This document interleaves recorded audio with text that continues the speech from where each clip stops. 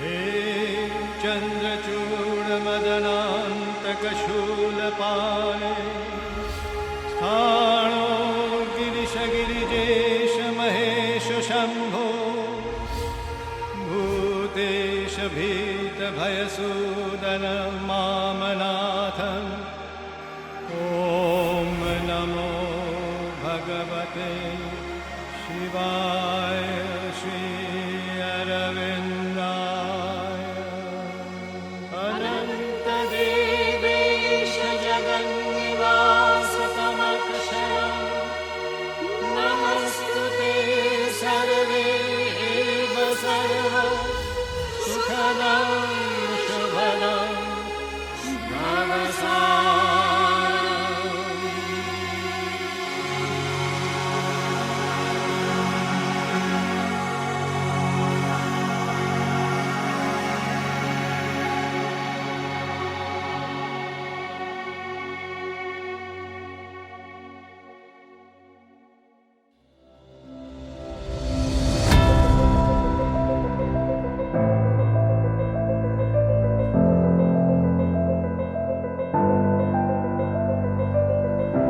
Who was Sri Aurobindo?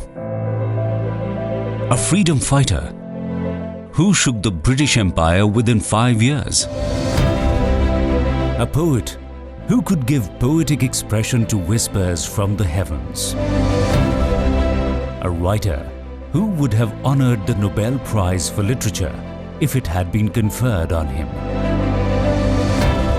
A linguist who raised the level of the English language to that of Sanskrit and deciphered the symbolism of the Veda hidden in Sanskrit as it was in the Vedic period.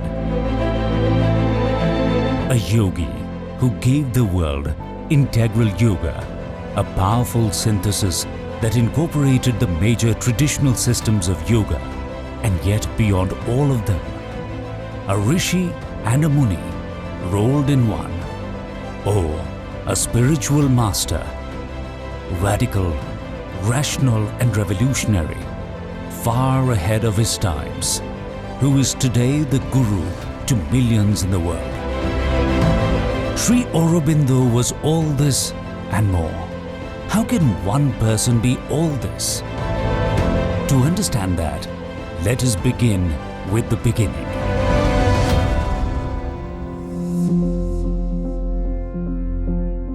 Born in 1872 on the 15th of August in Calcutta and named Aravind Ackroyd Ghosh, his mother Swarnalata Devi came from a Brahmo Samaj family.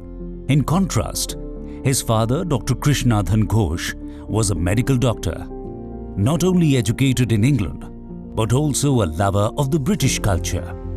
He made all efforts to shield his children from all influences Indian. The result? As a toddler, Arvind was looked after by an English nurse, Miss Paget, from whom he picked up speaking English. At age 5, he was studying in Loreto Convent School, a school run by Irish nuns in Darjeeling. And in 1879, when Arvind was just 7, he, along with his elder brothers, was left in Manchester in England to be looked after by his father's contacts, William Druett and his wife. The Druetts were given strict instructions that the boys should not be allowed to make the acquaintance of any Indian or undergo any Indian influence.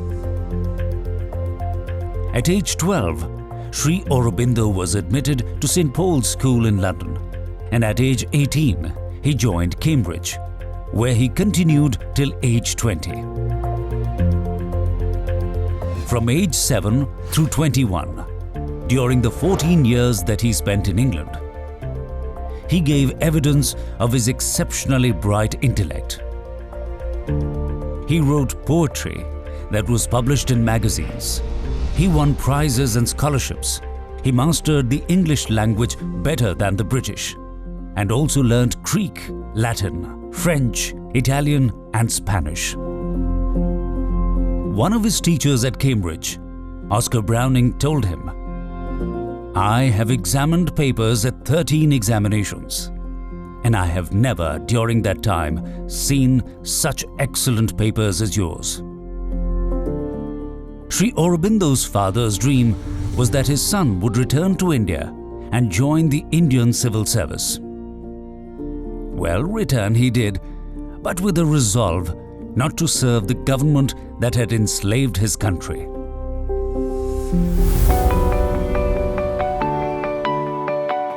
One who left for England as a child of 7, returned to India a young man of 21, prim and proper, but patriotic to the core.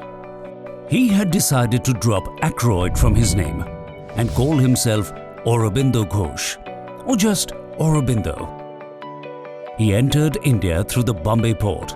Yes, he came by ship because it was 1893, full 10 years before the aeroplane was invented. As if to confirm that he had reached his Karma Bhumi as he set foot on Indian soil, a vast calm descended upon him, which surrounded him and remained for long months afterwards.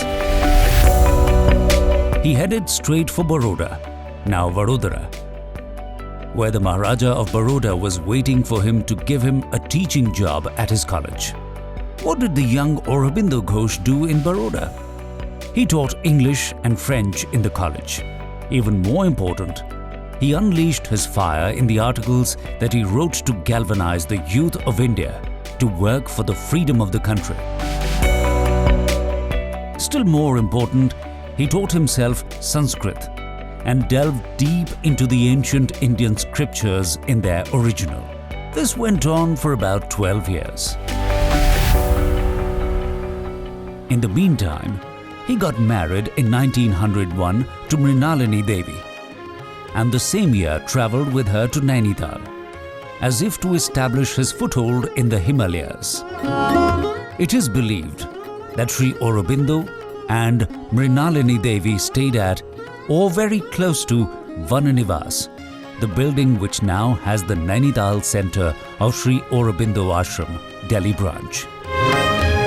The brief holiday over, and Sri Aurobindo was back to Baroda. In Baroda, he used to get what was then a princely amount of about rupees 500 a month. Of this, he kept a few rupees for his necessities. The rest was just lying around for anyone in need of money to pick up.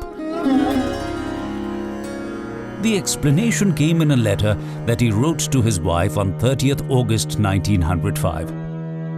I have 3 madnesses.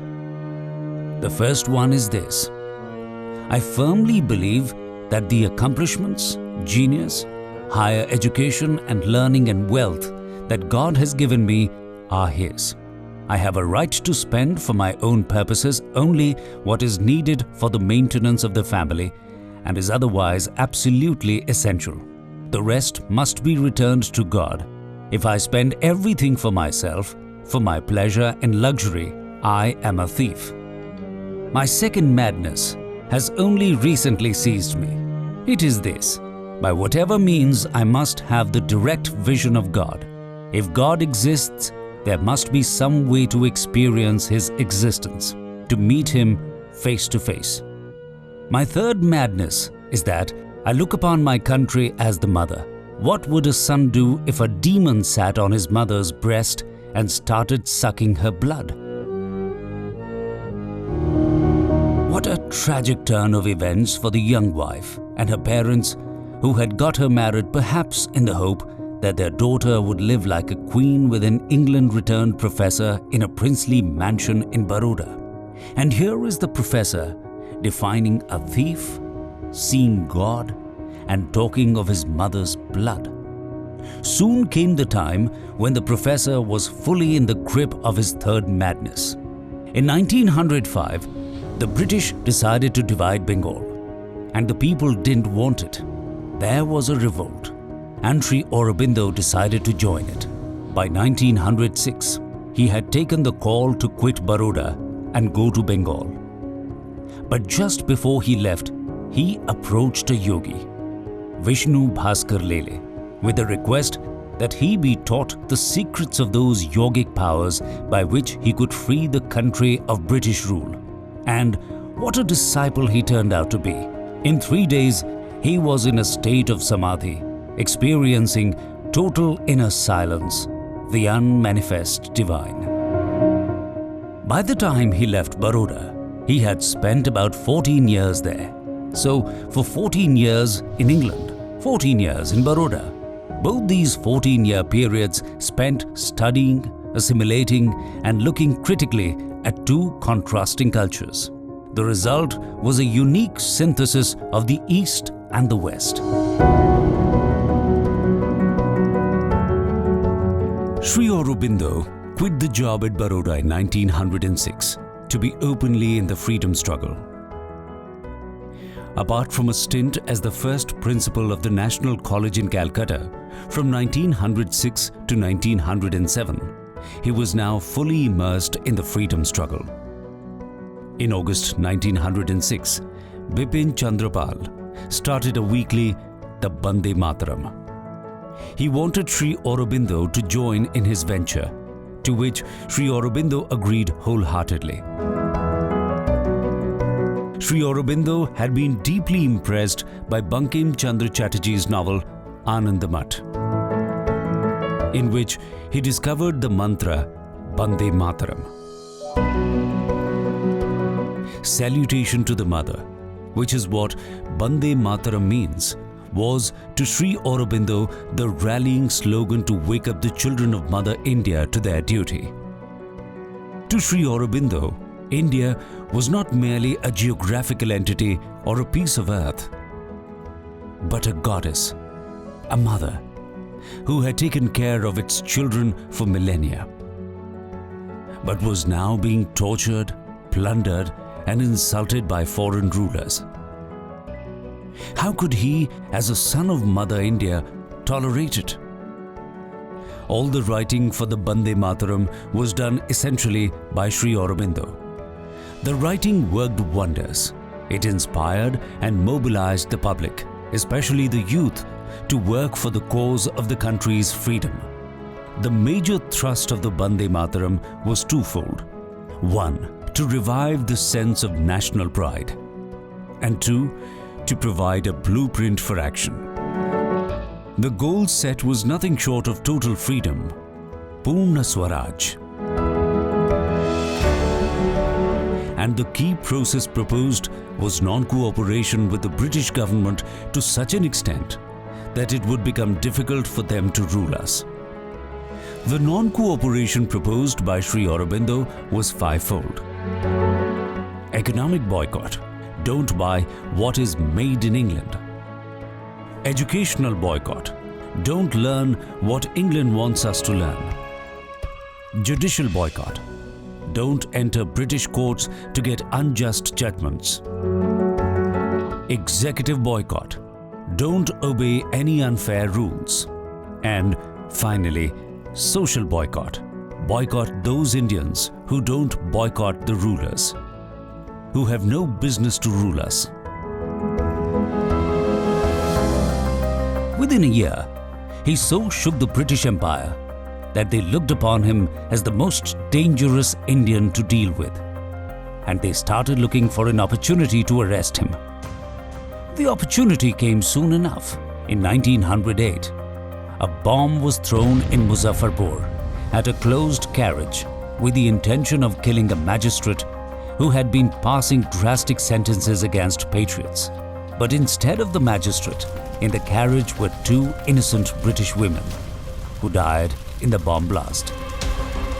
As a follow-up of the incident, just about anybody who could be even remotely connected with the bomb blast was rounded up.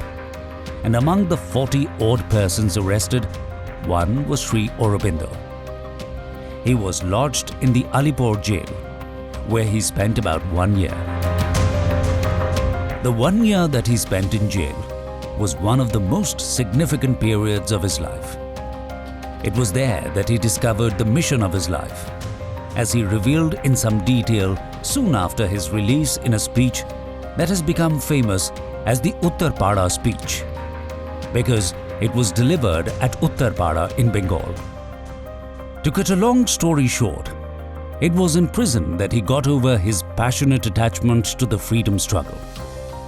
It was in prison that he realized that there was no dearth of young people of great moral character, exemplary courage, and admirable intellectual caliber to continue the struggle for freedom, and therefore his role in the struggle was not indispensable.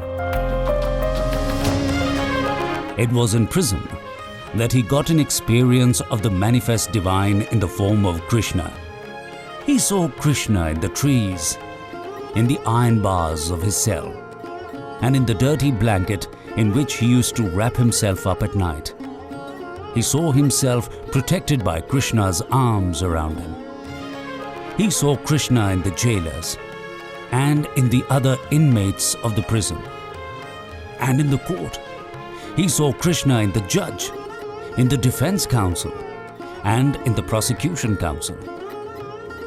It was in prison that he received from the divine an assurance that the freedom of the country was only a matter of time. And finally, it was in prison that he discovered his true calling, the mission of his life. The mission of his life, he was told by Sri Krishna, was not to work for the political freedom of the country. The mission of his life was to share his wisdom with the world, something that only he could do. The wisdom that he had to share was that embodied in Sanatana Dharma. Sharing that wisdom had two aims. One, to uplift the nation, and two, to take ancient Indian wisdom to the world. Sanatana Dharma, the eternal and universal religion, was to be India's gift to the world, and to present it to the modern world was the second part of the mission with which Sri Krishna entrusted Sri Aurobindo. To avoid any misunderstanding, Sanatana Dharma is not an organized religion, but a sense of right and wrong, which is eternal and universal. A spiritual worldview which gives the individual the freedom to go on a personal spiritual quest if he has any doubts. A practice that does not compel anybody to observe any rituals or conduct any ceremonies. It is this universal spirituality which has both wideness and freedom that is the future of the world.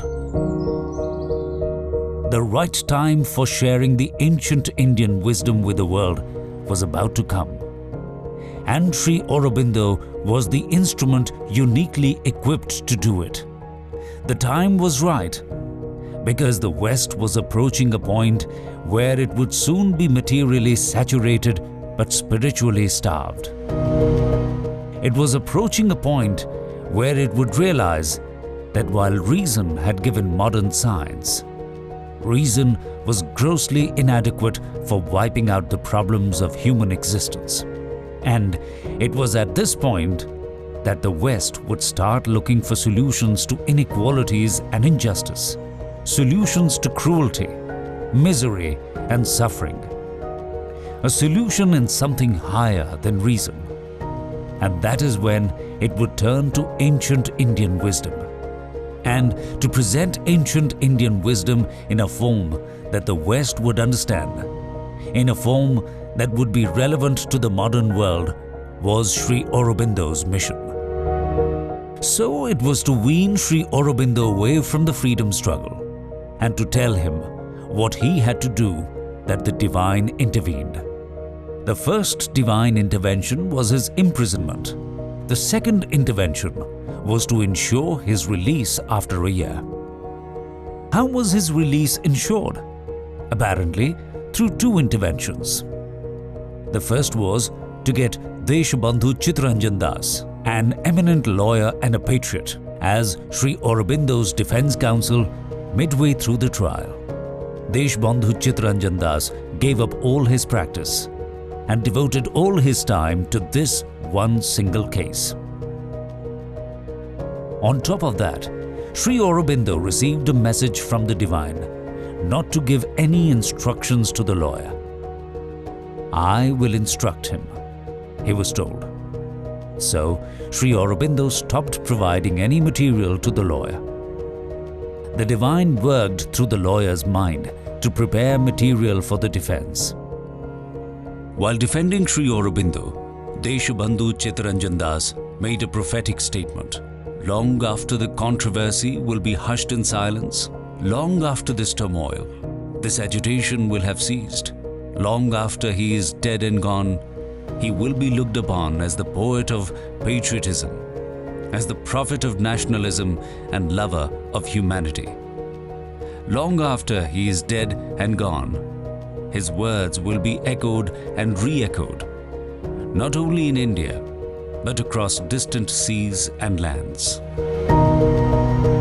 The second intervention to ensure Sri Aurobindo's release was something incredible done by the British government. Something really silly from their point of view. The judge that they appointed for this case was one Mr. C.P. Beechcroft, who was Sri Aurobindo's classmate at Cambridge. This was not secret information. It was not impossible for them to find another judge. Couldn't they see that this judge might have a soft corner for Sri Aurobindo, having been his classmate in England? But the divine can make wise people do foolish things to ensure a particular outcome. When this judge sifted through a few hundred pages related to Sri Aurobindo, he came to the conclusion that the evidence was not enough to convict Sri Aurobindo, and therefore he may be released.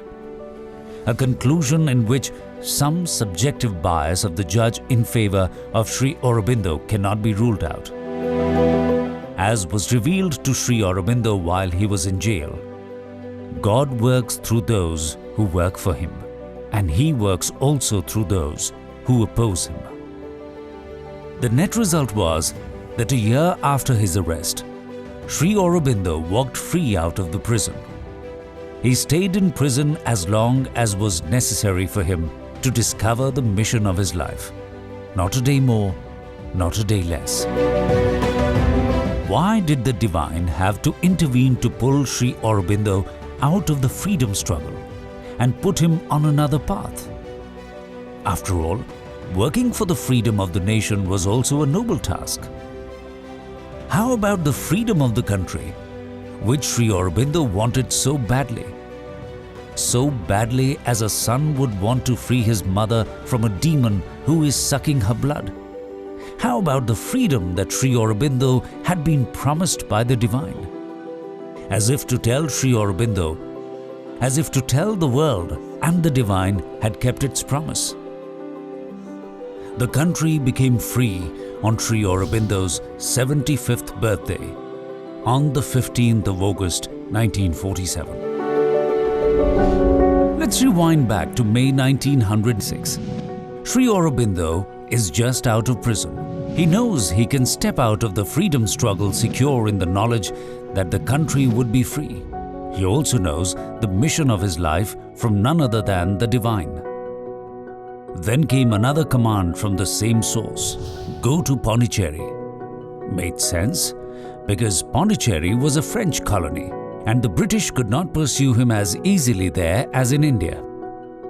To go to Pondicherry undetected was not easy, because the British spies were watching him all the time. But again, the divine will prevailed, and he was in Pondicherry on the 4th of April 1910. So you can see how swiftly things moved after the preparation was over. Preparation which included East-West synthesis and two complementary spiritual experiences: the unmanifest divine and the manifest divine. On reaching Pondicherry, Sri Aurobindo went deeper into his sadhana. He had for company a few friends who had been with him in the freedom struggle and had looked upon him as their leader. Now they started looking upon him as their guru. But that did not stop them from being also his friends, just as Arjun was not only a disciple, but also a friend of Krishna. The same year in which Sri Aurobindo reached Pondicherry, yet another chapter in the divine design started unfolding. A Frenchman, Paul Richard, came to Pondicherry in 1910 in connection with election work. He also met Sri Aurobindo and, being duly impressed, asked him whether he could bring his wife to him on his next visit. Sri Aurobindo said yes to him, but added he could bring her after 4 years.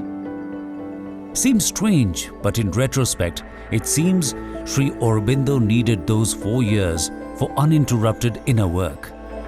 After those 4 years, on the 29th of March 1914, arrived Paul Richard again, this time with his wife, Mira Alfasa. Soon after their arrival, both of them, along with Sri Aurobindo, decided to bring out a monthly journal that would address the deeper questions of existence. And while addressing these issues, it would also synthesize and harmonize diverse religious and spiritual traditions of the world. The journal was named Arya.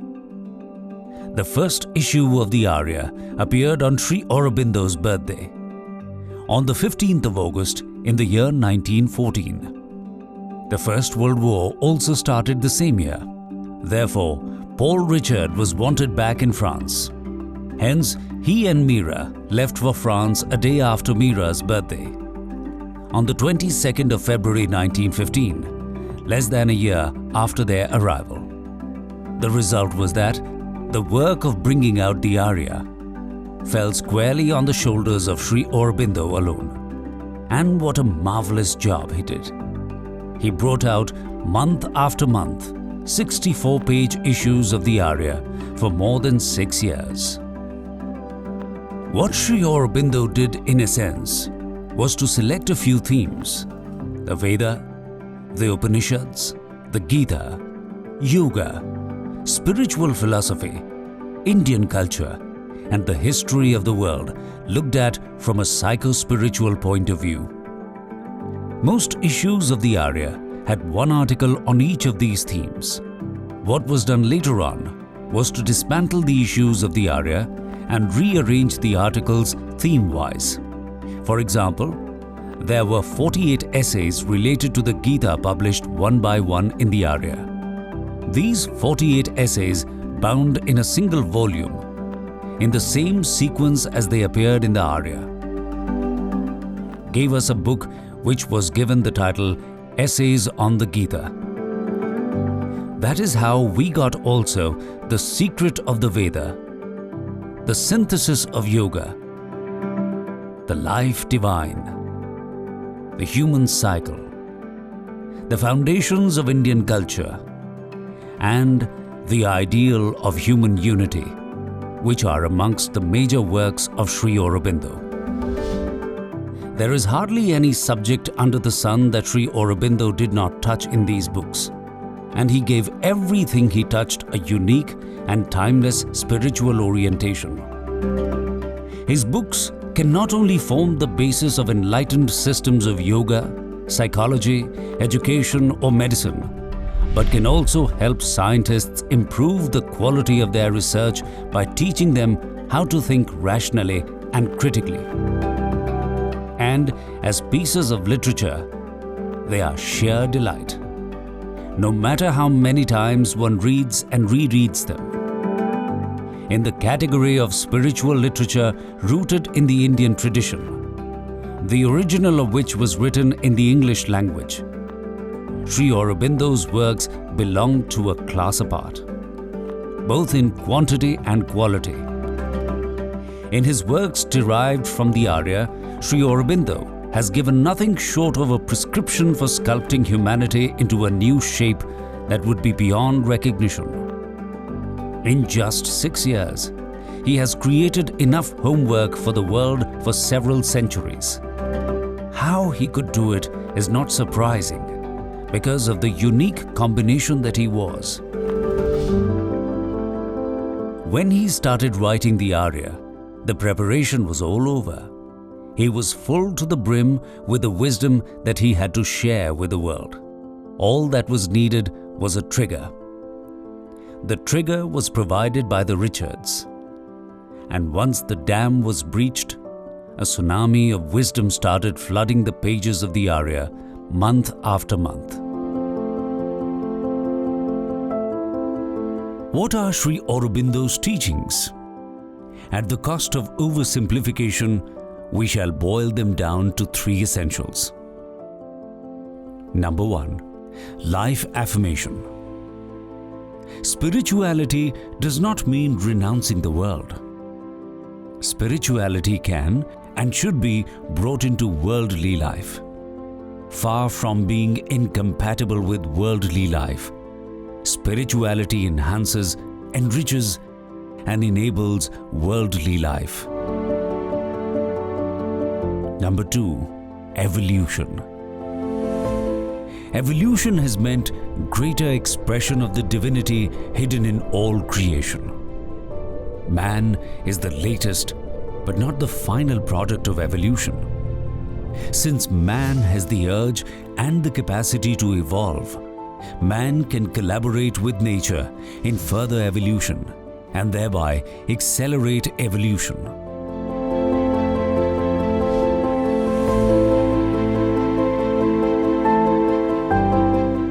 Number 3.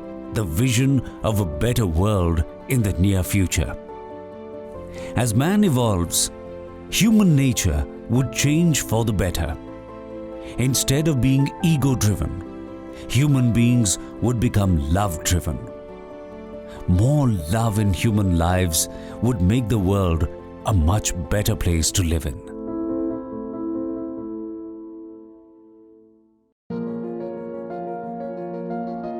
By the end of 1920, the Arya had completed 6 years of uninterrupted publication, and Sri Aurobindo had started feeling that he had externalized enough, that he had provided all the theory, and that now the time had come for practice. For that, a community was required. With clockwork precision, the Richards came back again on the 24th of April in the year 1920. This time accompanied by a British lady, Dorothy Hodgson, who came to be known as Datta, the name that Sri Aurobindo gave her. After a few months, Paul Richard went back, but the 2 ladies, Meera and Dorothy, stayed back in Pondicherry. Sri Aurobindo stopped writing for the Arya. The last issue was published on the 15th of January 1921. The 2 ladies brought to the community of 5 men the womanly touch of aesthetics and the Western touch of orderliness. Soon the community also started growing. By 1926, it had grown from 5 to about 25. During the 6 years of her stay, Meera had given evidence of her organizational skills and, even more important, of her level of consciousness. This was in spite of her spending most of the time going within. Then came another momentous event. On the 24th of November 1926, Sri Aurobindo had yet one more spiritual realization, and he decided to go into seclusion. He handed over the charge of the small community of about 25 and all the organizational and administrative work related to it to Meera Alfasa. This date, 24th of November 1926, is considered the date on which was founded Sri Aurobindo Ashram, Pondicherry. And Meera Alfasa became Ma Meera and is now the mother to millions in the world. The significance of the ashram was that it became a laboratory to test whether Sri Aurobindo's thesis of bringing spirituality into worldly activity could actually work in the modern world. And who better to do than the mother, who, even before she came to India, had exactly the same spiritual philosophy as Sri Aurobindo. As Sri Aurobindo said, his consciousness and her consciousness were the same. It was a single consciousness, but two bodies. There were two bodies because one body could not have done what the two did. After 1926, Sri Aurobindo concentrated on inner work and the mother on outer work.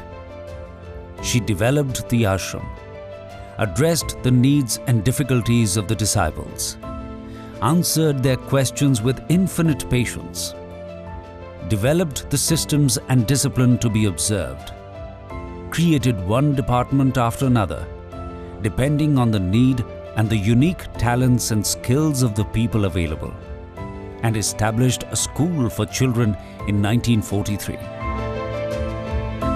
It was under her care that the number of residents grew from about 25 in 1926 to more than 1,000 in 1973, when she left the body.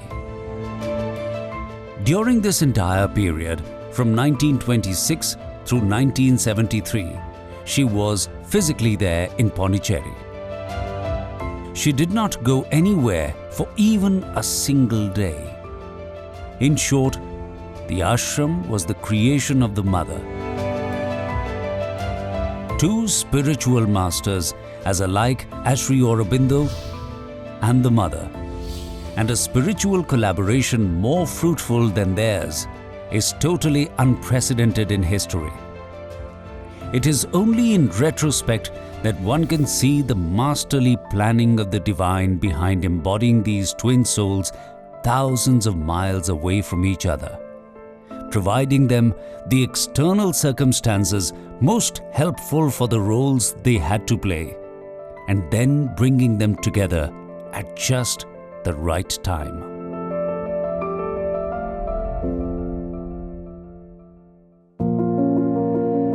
What did Sri Aurobindo do after going into seclusion in 1926?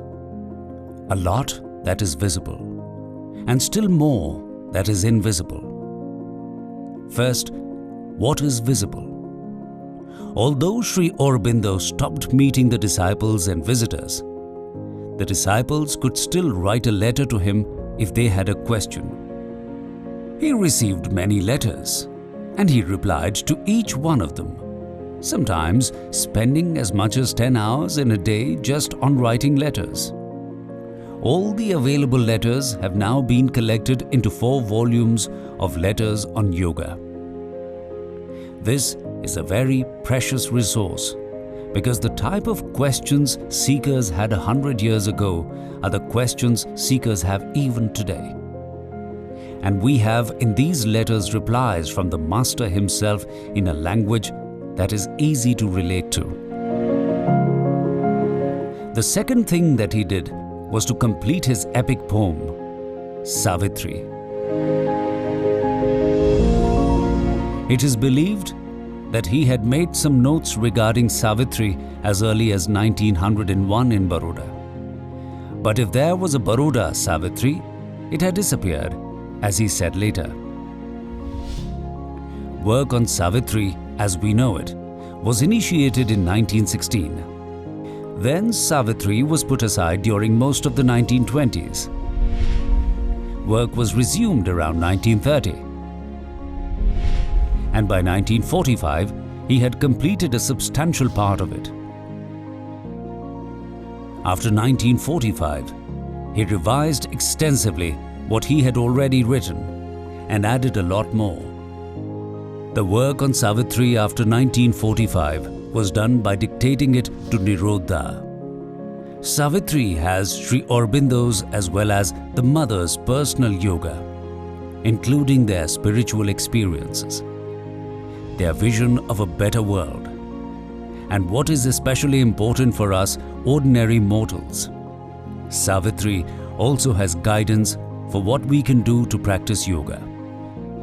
About Savitri, Raymond Frank Piper, an American scholar, says, "I venture the judgment that it is the most comprehensive, integrated, beautiful, and perfect cosmic poem ever composed. It illumines every important concern of man, through verse of unparalleled massiveness, magnificence, and metaphorical brilliance. Savitri is perhaps the most powerful artistic work in the world for expanding man's mind towards the absolute.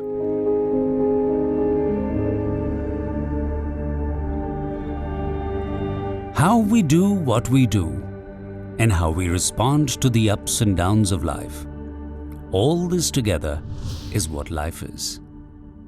That is why Sri Aurobindo said, all life is yoga, which means all life is suitable as a field for the practice of yoga. You might be wondering, how about asanas and pranayamas, the postures and breathing practices with which yoga is so commonly identified? Those are techniques for maintaining our equipment, the body and the mind in good shape. That is necessary, but not sufficient. It is even more important to put the equipment to good use. Yoga guides us in putting the equipment to good use. The equipment is used well when we have the yogic attitude to our work. We follow the whispers of our soul to make the right choices in life, and we make good use of the opportunities provided to us by good fortune and misfortune. It is the yogic attitude to life that makes yoga a spiritual discipline, not the techniques that promote physical and mental health. Besides writing thousands of letters in response to questions from disciples and writing Savitri, what else did Sri Aurobindo do during the 24 years that he was in seclusion? Much of the other work that he did was no less important because it was invisible. He kept track of what was going on in the world and intervened with his yogic powers to influence the outcome of the Second World War. Simultaneously, he prepared the Earth's atmosphere for the manifestation of supramental consciousness, a consciousness that would be distinctly higher and different from the mental consciousness, which has been the normal human consciousness so far. Why is the supramental consciousness required? For a world full of love, peace, and joy. So Sri Aurobindo was working silently for all of us, so that the generations to come will get a much better world to live in.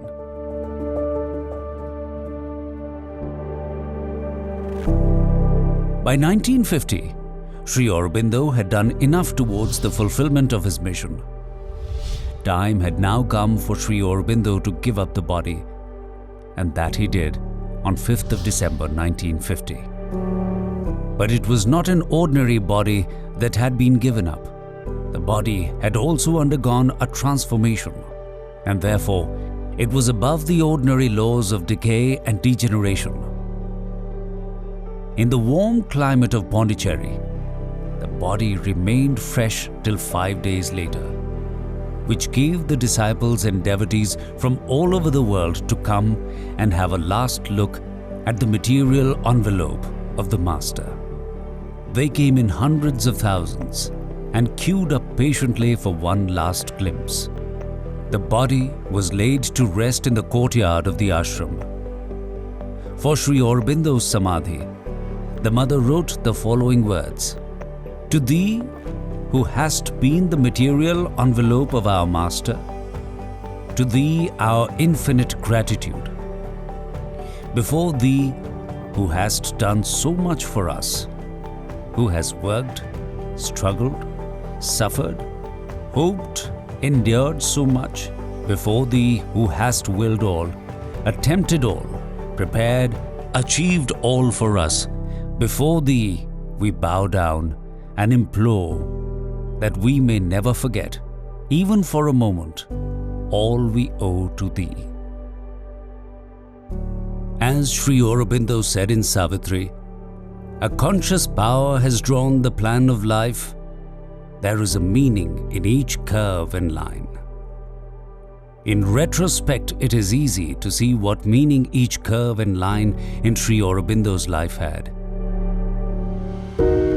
If he did not have a father who was an admirer of the British culture, Sri Aurobindo would not have gone to England at age 7. If he had not gone to England and not spent the formative 14 years of his life there, he would not have learnt English so well as to be able to write so much and so beautifully in English. If instead of going to Baroda, he would have jumped into the freedom struggle immediately after returning from England, he would not have got 14 years to study the ancient Indian scriptures to become a unique East-West synthesis. If he had not been arrested soon after entering the freedom struggle, he would not have discovered the mission of his life so soon. If Pondicherry had not been a French colony, it would not have been so easy for Sri Aurobindo to escape the spying eyes of the British.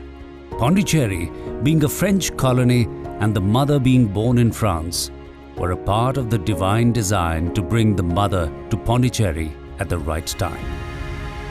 One can go on and on like that, but it would be nothing more than an interesting pastime.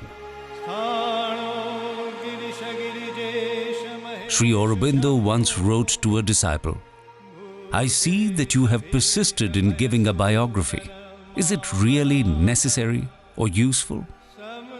The attempt is bound to be a failure, because neither you nor anyone else knows anything at all about my life.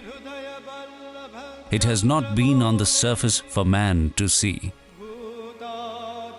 The Master had already warned us. The attempt is bound to be a failure, but still we attempted because we did not mind failing. We are happy to join the long line of those who failed before us. And finally, the Mother has the last word. What Sri Aurobindo represents in the world's history is not a teaching, not even a revelation. It is a decisive action direct from the Supreme.